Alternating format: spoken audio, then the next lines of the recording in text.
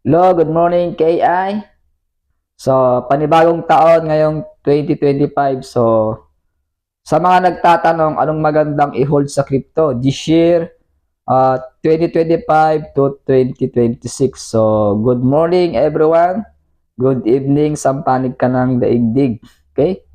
So, panibagong taon na. So, ito yung mga bagong oportunidad sa crypto world. Okay? So, kung naghahanap ka ng magandang i-hold sa crypto, for 2025 to 2026. So ito yung mga pointers na pwede mong pagbasehan. Okay? So, based lang to sa mga prediction nila. Okay? Yung mga na-research natin. Okay? So, unang-una, number 1 pa din yung Bitcoin o BTC. So, bakit si Bitcoin ang number 1? So, si Bitcoin, palaging safe choice ang Bitcoin. So, bilang long-term hold. So, dahil ito ang pinaka-established at may magandang track record sa crypto market. So, madalas itong ginagamit bilang store of value. Ayan. So, itong Bitcoin ginagamit na din na payment sa mga company. Tulad ng Tesla, company ni Elon Musk. Ayan. Amazon, maging sa bansang Russia. Ayan. Ito na yung ginagamit nilang payment, itong Bitcoin. Okay. So, pangalawa, itong Ethereum. Okay, itong ETH.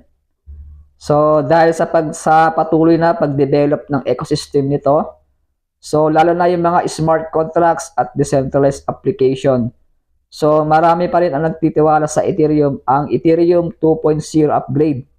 So, ito yung game changer para sa scalability at energy efficiency. Ayan, so marami siyang mga gamit itong Ethereum. Okay? So, meron din tayong mga AI o artificial intelligence and blockchain tokens. So, ito yung mga magandang pagbasehan sa blockchain.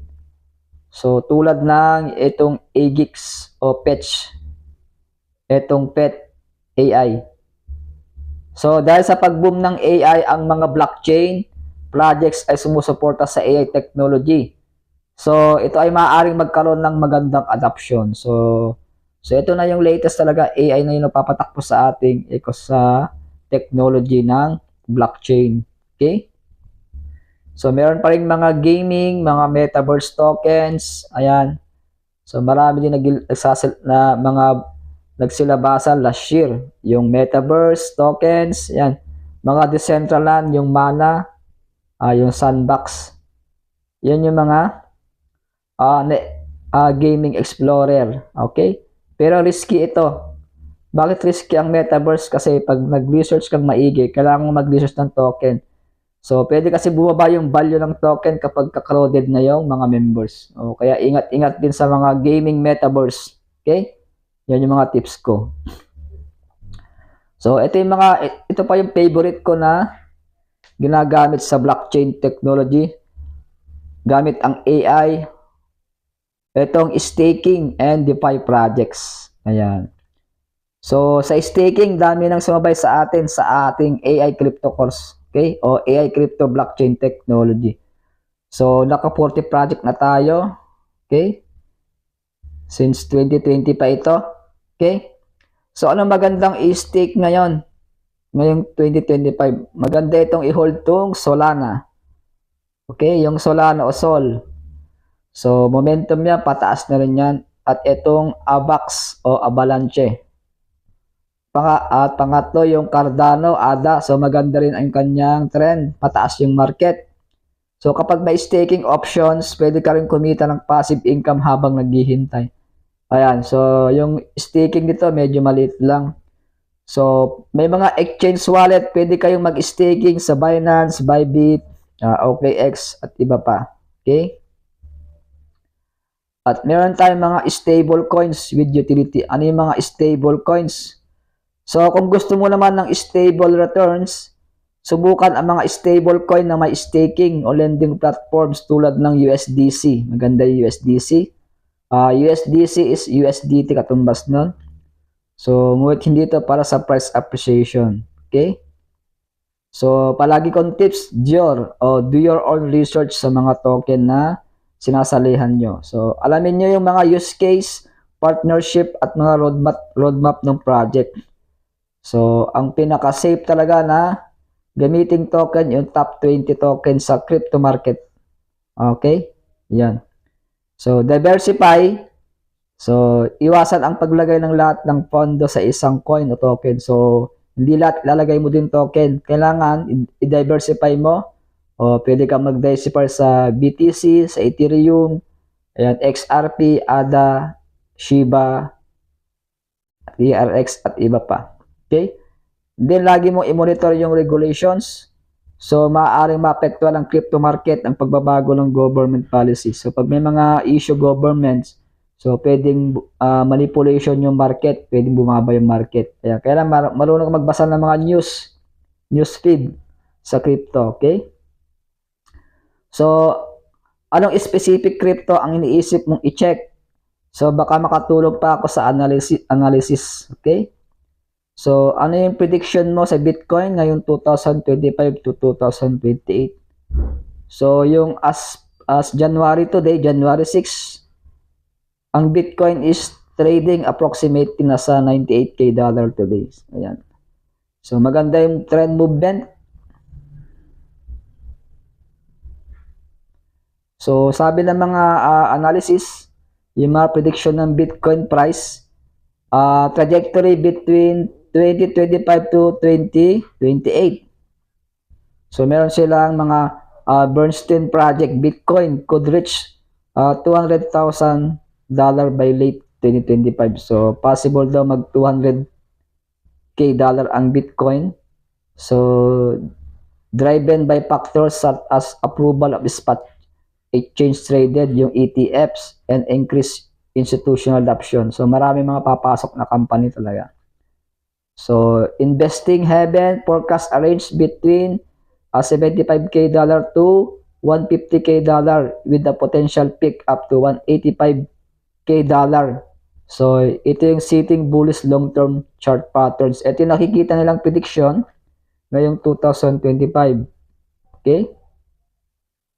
So, 2026, sa Binance naman, ang prediction nila, so, estimated around $103K sa Binance. Okay? Pwedeng tumalon pa ng $108K. Ayan. So ang importante dito, so this prediction are speculative lang and depend on various factors including market demand, regulatory developments, technological advancement, and macroeconomic condition. So investing in cryptocurrency, so carries significant risk due to their volatility. So ingat-ingat pa rin sa pagbili ng mga coins. Lalo na pagka rug pull na bili nyo, wala na yung pera nyo. So, ang gawin nyo sa mga hold yung token is gamit kayo ng DCA strategy o yung dollar cost average. Ayan.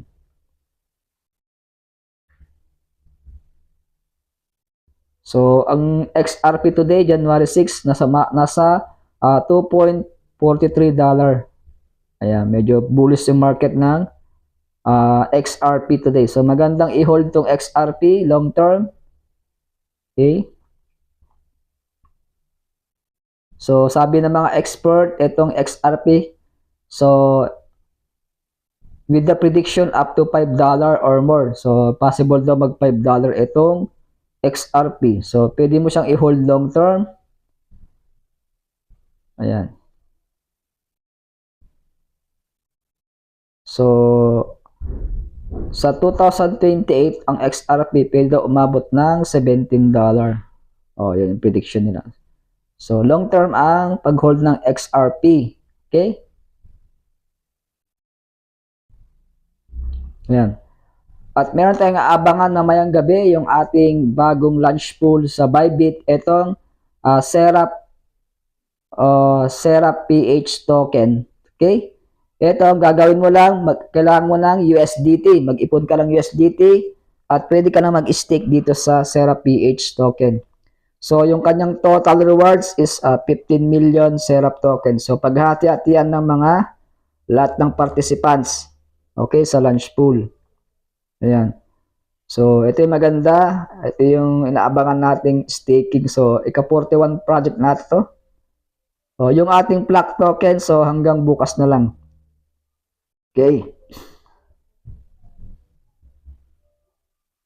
So, kung meron kang katanungan, message mo ako para ma-update kita sa mga next video.